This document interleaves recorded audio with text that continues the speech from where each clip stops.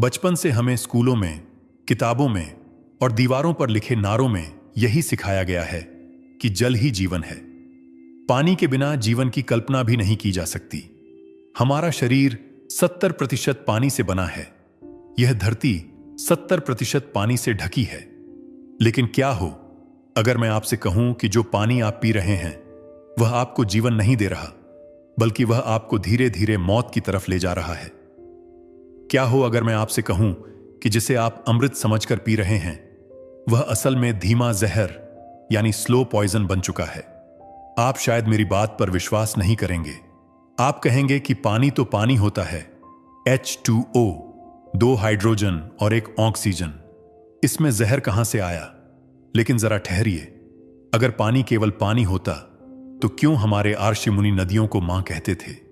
क्यों मंदिर में मिलने वाला 1 चम्मच चरणामृत आपकी बीमारी ठीक कर देता है, जबकि घर का फिल्टर किया हुआ लीटर भर पानी भी आपको वो ऊर्जा नहीं दे पाता? क्यों योगी हमेशा अपने साथ तांबे का लोटा रखते हैं और प्लास्टिक की बोतल को हाथ भी नहीं लगाते? आज अखंड धारा पर हम पानी के उस गहरे विज्ञान को डिकोड करेंगे जिसे आधुनिक विज्ञान ने अब जाकर माना है, लेकिन जिसे हमारे पूर्वज हजारों साल पहले ताड़ के पत्तों पर लिख गए थे। आज हम जानेंगे कि कैसे आपकी एक छोटी सी गलती, पानी पीने का आपका एक गलत तरीका, आपकी किडनी, आपके घुटनों और आपके दिल को हमेशा के लिए खराब कर रहा है।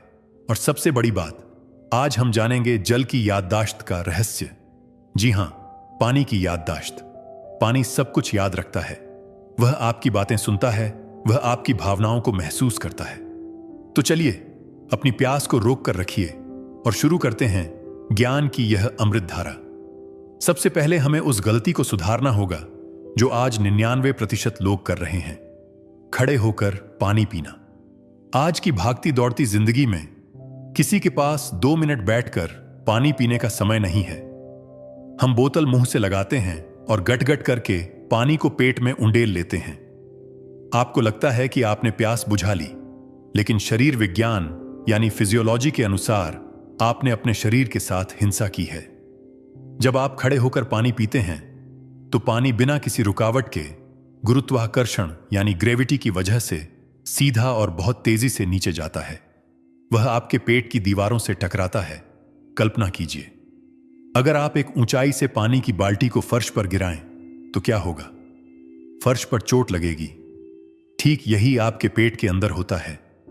जब पानी इतनी तेजी से नीचे गिरता है तो वह आपके अमाशय यानी पेट की अंदरूनी परत को नुकसान पहुंचाता है। इससे आपका पाचन तंत्र बिगड़ जाता है। जिन लोगों को हमेशा पेट में जलन, एसिडिटी और अपच की शिकायत रहती है, वे अक्सर वही लोग होते हैं जो खड़े होकर जल्दी जल्दी पानी पीते हैं। लेकिन खतरा यहीं खत्म नहीं होता। खड़े होकर पानी पीने का सबसे बुरा असर आपकी किडनी यानी गुर्दों पर पड़ता है।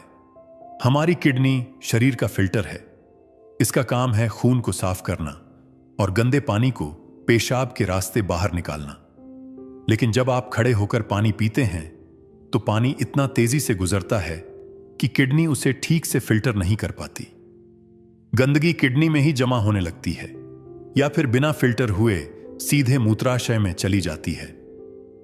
लंबे समय तक ऐसा करने से किडनी में पत्थरी बनना, यूरिन इन्फेक्शन होना और बुढ़ापे में किडनी फेलियर जैसी समस्याएं हो सकती हैं।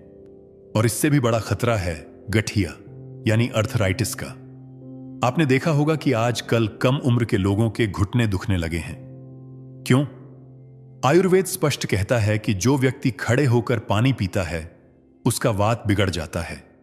पानी जब तेजी से जोड़ों यानी जॉइंट्स में पहुंचता है तो वह वहां के तरल पदार्थ यानी लुब्रिकेंट को संतुलित नहीं कर पाता। धीरे धीरे घुटनों का ग्रीस खत्म होने लगता है और इंसान को गठिया हो जाता है। हमारे बुजुर्ग हमेशा कहते थे, बैठकर पानी पियो। यह कोई अंधविश्वास नहीं था, यह ऑर्थोपेडिक साइंस था जिसे हम भूल चुके हैं। अब आते हैं दूसरे रहस्य पर, मृत जल बनाम जीवित जल, dead water versus living water. आज हम सब आधुनिक बनने के चक्कर में RO का पानी पीते हैं, रिवर्स ऑस्मोसिस। हमें लगता है कि यह सबसे शुद्ध पानी है, लेकिन सच्चाई यह है कि RO मशीन पानी से गंदगी निकालने के साथ साथ उसके खनिज यानी मिनरल्स भी निकाल देती है। पानी में प्राकृतिक रूप से कैल्शियम, मैग्नीशियम और पोटेशियम होता है, जो हमारे शरीर के लिए बहुत जरूरी है। लेकिन आरओ का पानी इन सब को छानकर बाहर फेंक देता है।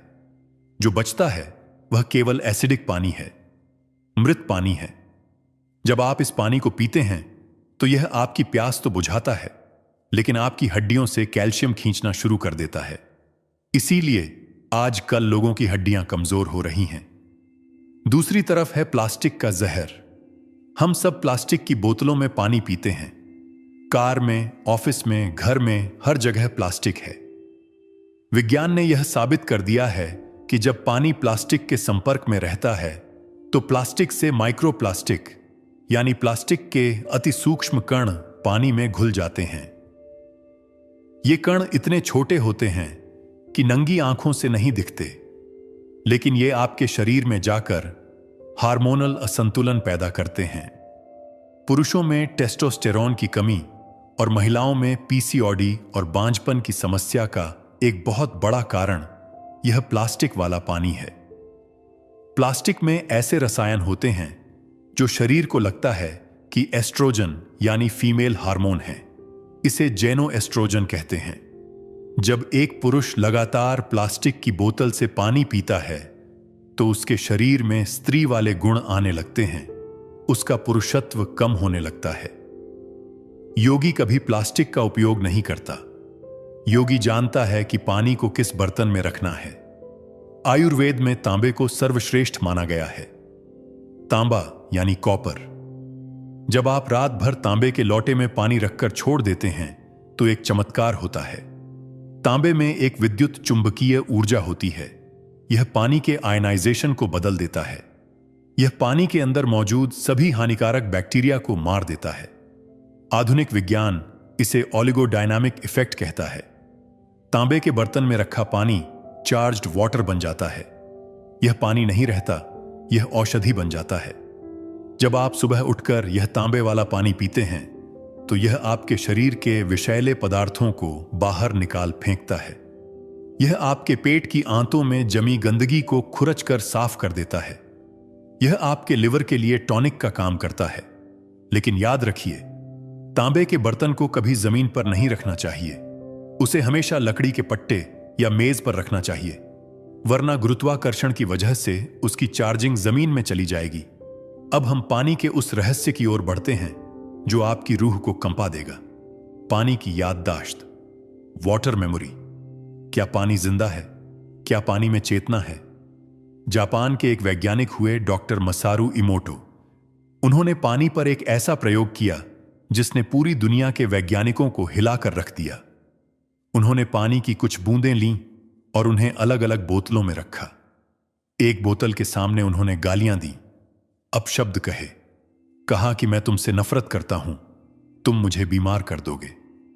और दूसरी बोतल के सामने उन्होंने प्रार्थना की, अच्छे शब्द कहे, कहा कि मैं तुमसे प्यार करता हूं, तुम मुझे स्वस्थ कर दोगे, धन्यवाद। इसके बाद उन्होंने दोनों पानी की बूंदों को जमाया यानी फ्रीज किया और माइक्रोस्कोप के नीचे उनकी तस्वीर ली। नतीजा हैरान करने वाला था। जिस पानी को गालियां दी गई थीं, उसके क्रिस्टल यानी कण पूरी तरह टूट फूट गए थे। वे देखने में बहुत डरावने और बदसूरत थे। ऐसा लग रहा था जैसे पानी डर गया हो या बीमार हो गया हो। लेकिन जिस पानी को प्रार्थना सुनाई गई थी, उसके क्रिस्टल हीरे की तरह चमक रहे थे। वे एक सुंदर षटकोणीय यानी हेक्सागोनल आकार में थे, बिल्कुल किसी बर्फ के सुंदर टुकड़े जैसे। यह प्रयोग यह साबित करता है कि पानी निर्जीव नहीं है, पानी रिकॉर्ड करता है। पानी हर उस कंपन, हर उस आवाज और हर उस विचार को सोख लेता है जो उसके आसपास होता है। अब जरा सोचिए, आप जिस बोतल से पानी पी रहे हैं वह कहां से आई है? वह किसी फैक्ट्री में बनी, किसी ट्रक में लदी, धूप में तपती हुई, धूल और शोर के बीच आप तक पहुंची। उस दौरान उस पानी ने कितनी नकारात्मक ऊर्जा सोखी होगी। ट्रक ड्राइवर का गुस्सा, ट्रैफिक का शोर, फैक्ट्री की मशीन का तनाव, वह सब उस पानी की याददाश्त में रिकॉर्ड है। और जब आप वह पानी पीते हैं तो आप केवल पानी नहीं पी रहे, आप उस सारी नकारात्मकता को, उस सारे तनाव को अपने अंदर पी रहे हैं। शायद यही कारण है कि आज बिना किसी वजह के लोगों में बेचैनी, तनाव और गुस्सा बढ़ रहा है। हम तनावग्रस्त पानी पी रहे हैं। योगी इस विज्ञान को जानते थे, इसीलिए पुराने जमाने में लोग कभी भी बाहर का पानी नहीं पीते थे। वे अपने साथ अपना लौटा रखते थे, और अगर किसी और के हाथ से पानी पीना भी पड़े तो वे पहले उस पानी को ऊर्जावान यानी चार्ज करते थे। आप पानी को कैसे चार्ज कर सकते हैं? यह बहुत आसान है, और यह योगी का गुप्त तरीका है। जब भी आप पानी का गिलास हाथ में लें तो उसे तुरंत मुंह से न लगाएं। 2 पल रुकें, उस गिलास को अपने दोनों हाथों से पकड़ें, अपनी आंखों से उस पानी को देखें और मन ही मन उस पानी के प्रति कृतज्ञता यानी ग्रेटिट्यूड महसूस करें। आप मन में बोल सकते हैं, हे जल देवता, मुझे जीवन देने के लिए धन्यवाद। यह जल मेरे शरीर के लिए अमृत बन जाए, यह मुझे स्वास्थ्य और शांति दे। या आप अपना कोई भी इष्ट मंत्र जैसे ओम नमः शिवाय या गायत्री मंत्र का जाप करते हुए उस पानी को देख सकते हैं। मात्र 10 सेकंड की यह प्रार्थना उस पानी के मॉलिक्यूलर स्ट्रक्चर यानी आणविक ढांचे को बदल देती है। आपकी उंगलियों से, आपकी आंखों से और आपके विचारों से जो सकारात्मक ऊर्जा निकलती है, पानी उसे तुरंत सोख लेता है। वह मृत जल फिर से जीवित जल बन जाता है। वह साधारण पानी चरणामृत बन जाता है। मंदिरों में जो जल मिलता है वह इतना शक्तिशाली क्यों होता है? क्योंकि वह लगातार मंत्रों की गूंज के बीच रखा होता है। घंटियों की आवाज, शंख की ध्वनि और भक्तों की प्रार्थना उस पानी में समा जाती है। इसीलिए वह पानी दवा से ज्यादा असर करता है और हम मूर्ख बनकर उसे अंधविश्वास कहते हैं, जबकि वह ध्वनि विज्ञान है। अब बात करते हैं पीने के सही तरीके की। घूंट घूंट करके पीना, जिसे अंग्रेजी में सिप करना कहते हैं। आपने कभी किसी चिड़िया को पानी पीते देखा है? वह अपनी चोंच में एक बूंद पानी लेती है, फिर सिर ऊपर करती है और उसे धीरे से निगलती है। कुत्ता, शेर, गाय, दुनिया का हर जानवर धीरे धीरे पानी पीता है। केवल इंसान ही है जो राक्षस की तरह एक सांस में पूरी बोतल खाली कर देता है। आयुर्वेद कहता है कि हमारे पेट में एसिड होता है जो खाना पचाने के लिए जरूरी है, लेकिन कई बार यह एसिड ज्यादा बन जाता है जिससे जलन होती है। वहीं दूसरी ओर हमारे मुंह में जो लार यानी सलाइवा बनती है वह एल्केलाइन होती है, यानी वह एसिड को शांत करती है। जब आप घूंट घूंट करके पानी पीते हैं और पानी को मुंह में घुमाकर पीते हैं तो हर घूंट के साथ ढेर सारी लार आपके पेट में जाती है। यह लार पेट के एसिड को शांत कर देती है। आपका पेट हमेशा ठंडा और शांत रहता है। आपको कभी एसिडिटी नहीं होगी, कभी मोटापा नहीं आएगा। जी हां, मोटापा। क्या आप जानते हैं कि गलत तरीके से पानी पीने से मोटापा बढ़ता है? जब आप गटगट करके पानी पीते हैं तो वह पचता नहीं है। वह शरीर में वाटर रिटेंशन यानी सूजन पैदा करता है। शरीर फूलने लगता है। लेकिन जब आप सिप करके पीते हैं तो पानी कोशिकाओं को हाइड्रेट करता है और मेटाबॉलिज्म को तेज करता है, जिससे वजन कम होता है। अब एक बहुत ही महत्वपूर्ण विषय पर बात करते हैं, जिसे सुबह की लार यानी मॉर्निंग सलाइवा का विज्ञान कहते हैं, जिसे योगी उषा पान का नाम देते हैं। हम सब सुबह उठते ही सबसे पहले क्या करते हैं? ब्रश करते हैं, टूथपेस्ट करते हैं और मुंह की सारी लार बाहर थूक देते हैं। यह हम अपने जीवन की सबसे बड़ी गलती कर रहे हैं। आयुर्वेद के अनुसार सुबह जब हम सोकर उठते हैं तो हमारे मुंह में जो बासी लार होती है वह दुनिया की सबसे कीमती दवा है। वह लार पूरी रात आपके मुंह में जमा हुई औषधीय गुणों की खान है। जानवरों को देखिए, जब किसी जानवर को चोट लगती है तो वह क्या करता है? वह डॉक्टर के पास नहीं जाता।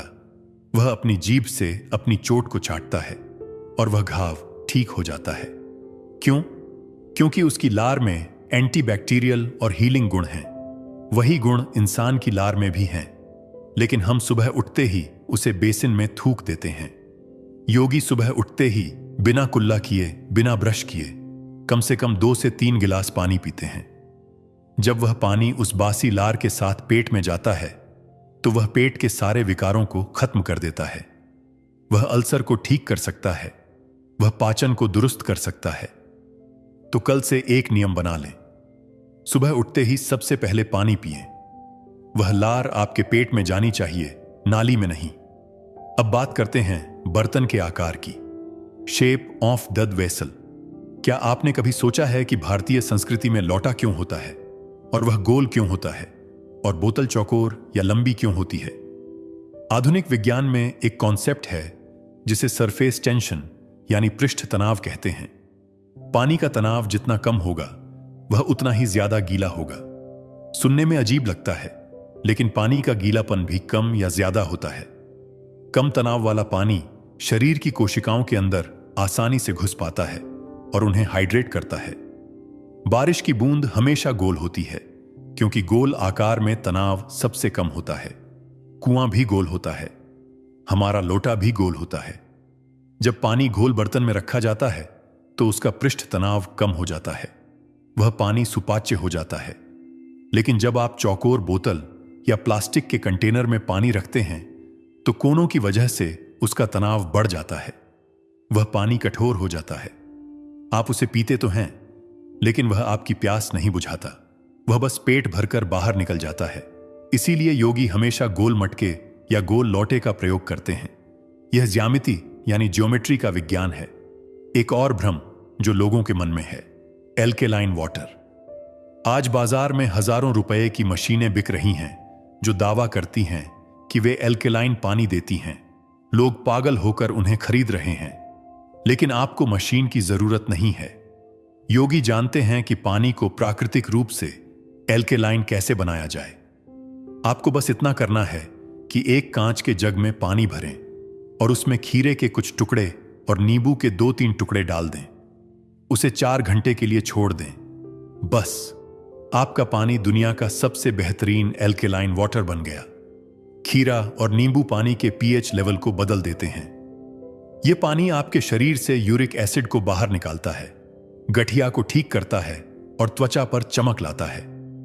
प्रकृति ने हमें सब कुछ दिया है, हमें मशीनों का गुलाम बनने की जरूरत नहीं है। अब बात करते हैं भोजन के साथ तरल पदार्थ की। कई लोग पूछते हैं कि भोजन के साथ पानी मना है, तो क्या सूप या दूध भी मना है? नहीं, आयुर्वेद में इसका बहुत स्पष्ट विभाजन है। पानी का घनत्व यानी डेंसिटी अलग होती है। पानी शीतलक यानी कूलेंट है, लेकिन सूप, छाछ या दूध भोजन की श्रेणी में आते हैं। अगर आप दोपहर का खाना खा रहे हैं तो आप साथ में छाछ यानी मट्ठा पी सकते हैं। अगर आप रात का खाना खा रहे हैं तो आप दूध पी सकते हैं। ये तरल पदार्थ जठराग्नि को बुझाते नहीं, बल्कि उसे मदद करते हैं। लेकिन सादा पानी आग को बुझा देता है। तो पानी को दुश्मन मत बनाइए, बस उसका समय सही रखिए। एक और गुप्त विज्ञान है दिशा का, वास्तुशास्त्र। क्या आप जानते हैं कि पानी पीते समय आपका मुंह किस दिशा में है, इसका भी असर पड़ता है। योगी कहते हैं कि पानी पीते समय आपका मुंह पूर्व यानी ईस्ट या उत्तर यानी नॉर्थ दिशा में होना चाहिए। ये दिशाएं सकारात्मक ऊर्जा की दिशाएं हैं। जब आप इन दिशाओं की ओर मुंह करके पानी पीते हैं तो पृथ्वी का चुंबकीय क्षेत्र उस पानी की ऊर्जा को बढ़ा देता है। लेकिन दक्षिण यानी साउथ दिशा यम की दिशा मानी जाती है। दक्षिण की ओर मुंह करके पानी पीने से शरीर में नकारात्मकता आती है। हो सकता है आपको यह अंधविश्वास लगे, लेकिन जो लोग ऊर्जा के प्रति संवेदनशील हैं वे इस अंतर को महसूस कर सकते हैं। अब मैं आपको एक ऐसा रहस्य बताने जा रहा हूं जो चंद्रमा और पानी से जुड़ा है। जैसा कि हमने जाना, हमारा शरीर 70% पानी है। समुद्र में ज्वार भाटा चंद्रमा की वजह से आता है। पूर्णिमा और अमावस्या के दिन समुद्र का पानी पागल हो जाता है, ऊपर उठता है।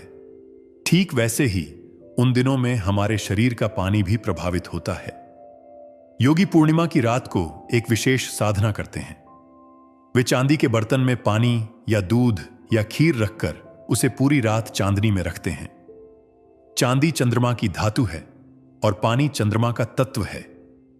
जब पूर्णिमा की चांदनी उस पानी पर पड़ती है तो वह पानी चंद्र ऊर्जा से भर जाता है। यह पानी मन को अद्भुत शांति देता है। जिन लोगों को बहुत गुस्सा आता है, जिन्हें डिप्रेशन है या जिनका मन बहुत चंचल है, उन्हें पूर्णिमा की रात चांदनी में रखा हुआ पानी जरूर पीना चाहिए। यह एक प्राकृतिक एंटी डिप्रेसेंट है। अब हम बात करते हैं मिट्टी के घड़े की। आज हमने मटकों को घर से बाहर निकाल दिया है और फ्रिज को ले आए हैं, लेकिन विज्ञान अब मान रहा है कि मटका दुनिया का सबसे बेस्ट वाटर फिल्टर और कूलर है। मिट्टी के अंदर सूक्ष्म छिद्र होते हैं। जब पानी मटके में रहता है तो वाष्पीकरण यानी इवेपोरेशन की वजह से वह प्राकृतिक रूप से ठंडा होता है। यह वह ठंडक नहीं है जो गले को खराब करे, यह वह ठंडक है जो आत्मा को तृप्त करे। सबसे बड़ी बात, मिट्टी में भी मिनरल्स होते हैं। जब पानी मिट्टी के संपर्क में आता है तो उसमें धरती के गुण आ जाते हैं। मटके का पानी हमेशा एल्केलाइन होता है। यह शरीर के पीएच लेवल को संतुलित रखता है। अगर आप अपने घर से आरओ और फ्रिज की बोतलों को फेंक कर वापस एक अच्छी क्वालिटी का मिट्टी का घड़ा ले आएं, तो आप देखेंगे कि आपके परिवार की आधी बीमारियां 1 महीने में गायब हो जाएंगी। तो अब सवाल यह है कि शुरुआत कैसे करें। आप आज ही इसी वक्त से अपनी आदत बदल सकते हैं। पहला नियम, कभी भी खड़े होकर पानी न पिएं, चाहे आप कितनी भी जल्दी में क्यों ना हो। अगर बैठने की जगह नहीं है तो उकड़ू यानी स्क्वाट करके बैठें, या कम से कम एक जगह स्थिर खड़े होकर कमर सीधी करके धीरे धीरे पिएं। लेकिन चलते फिरते या दौड़ते हुए पानी कभी न पिएं। दूसरा नियम, अपनी प्लास्टिक की बोतलों को आज ही कबाड़ी को दे दें। अपने लिए एक तांबे का लोटा या तांबे की बोतल खरीदें। रात को उसमें पानी भरें और सुबह सबसे पहले वही पानी पिएं। इसे ऊषा पान कहते हैं। यह अमृत है। तीसरा नियम, पानी को कभी भी बेध्यानी में न पिएं। टीवी देखते हुए या मोबाइल चलाते हुए पानी न पिएं। पानी पीते समय पूरा ध्यान पानी पर हो। उसे चार्ज करें, उसे धन्यवाद दें। याद रखें, आप पानी नहीं परमात्मा का प्रसाद पी रहे हैं। चौथा नियम, फ्रिज का ठंडा पानी पीना बंद कर दें। मटके का पानी पिएं या सादा पानी पिएं। अगर आप वजन कम करना चाहते हैं तो गर्म पानी पिएं। ये छोटे छोटे बदलाव आपके जीवन में बड़ा चमत्कार कर सकते हैं। पानी केवल प्यास बुझाने का साधन नहीं है, पानी सूचना का वाहक है। Water is information. आप अपने शरीर को कैसी इंफॉर्मेशन देना चाहते हैं, बीमारी की या स्वास्थ्य की, यह आपके हाथ में है। एक बात हमेशा याद रखिए, हम वही हैं जो हम खाते हैं और पीते हैं। अगर हमारा भोजन और जल शुद्ध नहीं है तो हमारे विचार शुद्ध नहीं हो सकते, और अगर विचार शुद्ध नहीं है तो कर्म शुद्ध नहीं हो सकते। योगी पानी को अपस कहते हैं। अपस यानी जो सब कुछ शुद्ध कर दे। पानी में वह शक्ति है कि वह आपके डीएनए को भी ठीक कर सकता है। बस आपको उससे बात करनी आनी चाहिए, आपको उसे सम्मान देना आना चाहिए। अगली बार जब आप नदी के किनारे जाएं या बारिश की बूंदों को देखें तो यह मत सोचिए कि यह केवल H2O है। सोचिए कि यह वही प्राचीन जल है जो डायनासोर के समय भी था, जो राम और कृष्ण के समय भी था। यह जल समय का गवाह है। यह जल इस ब्रह्मांड का खून है। जब आप इस भाव से पानी का एक घूंट भरेंगे तो वह घूंट आपके अंदर जाकर एक विस्फोट करेगा, ऊर्जा का, चेतना का और आनंद का। अखंड धारा का उद्देश्य केवल आपको जानकारी देना नहीं है, बल्कि आपकी सोई हुई चेतना को जगाना है। हम चाहते हैं कि आप मशीन की तरह जीना छोड़ें और एक योगी की तरह, एक जागरूक इंसान की तरह जीना शुरू करें। तो क्या आप आज यह संकल्प लेते हैं कि आज से आप बैठकर घूंट घूंट करके और मुस्कुराते हुए पानी पिएंगे? अगर हां, तो अपने शरीर को यह वादा कीजिए, क्योंकि आपका शरीर आपका सबसे बड़ा साथी है। इसे जहर मत दीजिए, इसे अमृत दीजिए।